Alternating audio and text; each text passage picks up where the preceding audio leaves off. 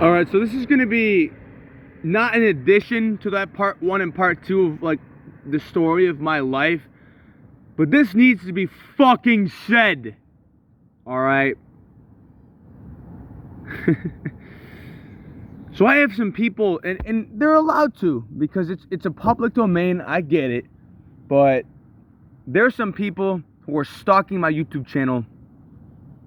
One of them I live with, and the other one works for the person I live with. And they're so convinced that I have a mental illness. Look, you have zero fucking idea what it's like to live in a mind of a person who smoked marijuana for 10 years since they were 9 years old while their brain was developing and has taken a plethora of other drugs. I've learned from this, and I get why they're calling me that, okay? They're just trying to help.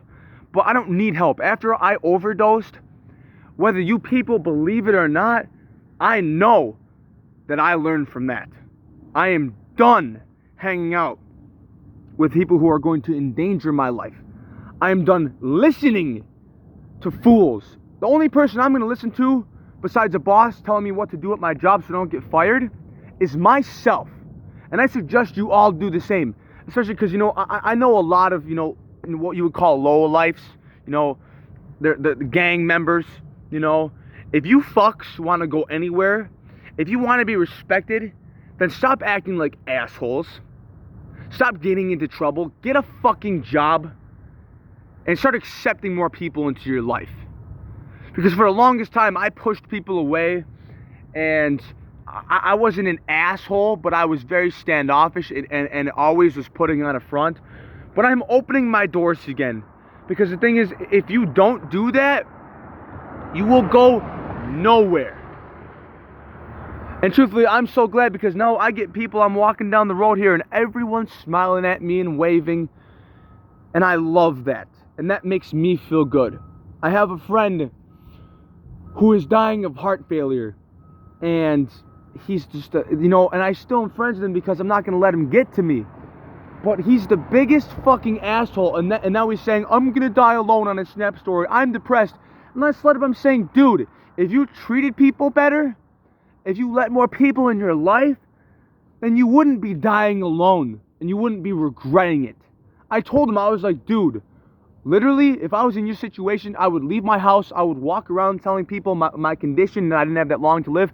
Not for attention, but so my last few moments on earth could be spent impacting others and encouraging others to do good.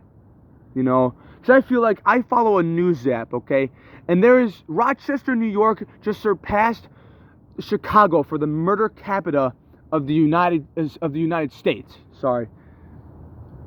I feel like at any moment I could get gunned down, especially because I'm white with long hair and listen to heavy metal. I feel like I could die at any moment, and I'm gonna pursue my dream and do my band, but any hesitation I had in the past was because I was afraid to die, like Dimebag died. Because there's always some skits out there who's gonna get mad at you for either not being a simp or for being awesome, you know. They'll hate you for how smart you are. They'll hate you for how advanced you are. They'll hate you for how good you are at the music you make. They'll hate you for being you, you know. But I've lost that caring. I'm ready to die, you know. I'm ready to die.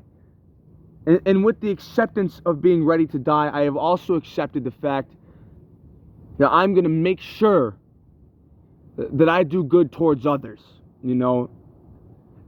And I thought in the past doing good to others, as I said in the previous rants, quote unquote, was that I thought I was being the asshole by avoiding these bad people. But truthfully, you're not an asshole by avoiding, like you can be nice to people in public, but you don't have to hang around people who are going to do bad to you. Don't feel like you're a bad person for not hanging around with the gangbanger. And no, I don't give a fuck how many, you know, Cardi B's laugh at me for saying this, but being a gangster, claiming, you know, beating people up. What's going on, man? Thanks. I'm awesome. Yourself? Great. Thank you. Beating people up, it's not cool. Being an asshole is not cool. You know, claiming is not cool. All that rivalry, all that shit, It amazes me that people want to live like that. You know, I mean, don't get me wrong, I enjoy living on the edge, but it's time to grow up. You know, there's a difference between living on the edge, and living on the edge means going out and making a name of yourself, because as soon as you make a name of yourself, you're guaranteed to die. Guaranteed. It's only a matter of time before some psycho comes in for your head, you know, because of your clout and your money, you know.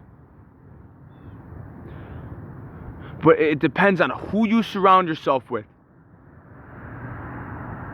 you know. Surround yourself with good people, because that's the other thing too. You don't have to hang out with everyone.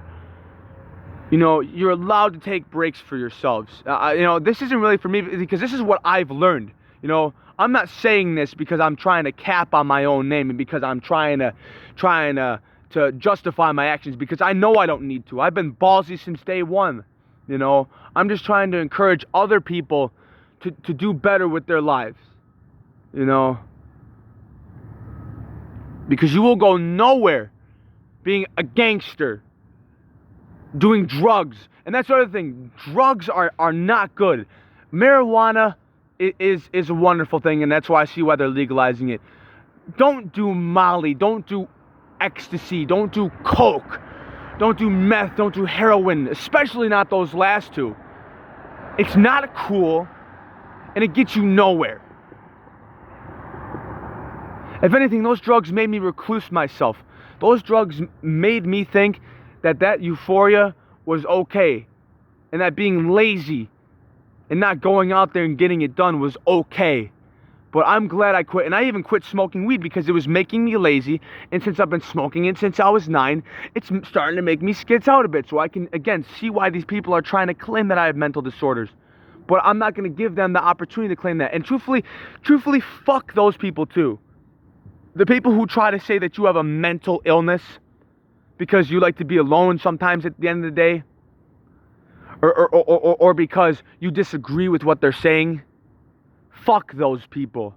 Those people can rot, you know. You are the God, you are the individual, and no one else can tell you otherwise. And if you enjoy your small life, there's no problem. As long as you're a good person and do good to the people that have done good to you and stay true to your family, etc., and the good friends that have helped you out, and don't turn your back and don't go cold, then having a small life is okay.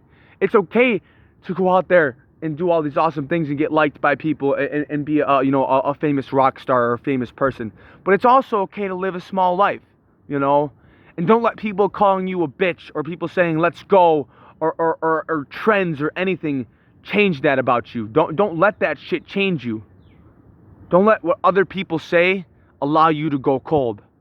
You know, because I did for a while, but especially ever since I overdosed, I realized the true meaning of life.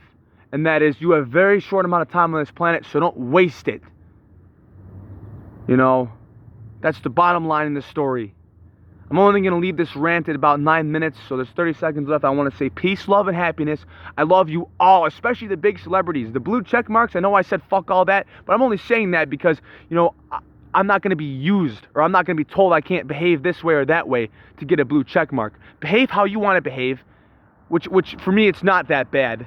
You know, I am not a fucking menace to society, as I've been called, just because I'm a bit rebellious. Behave right.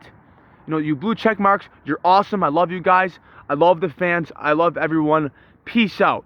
Take it easy.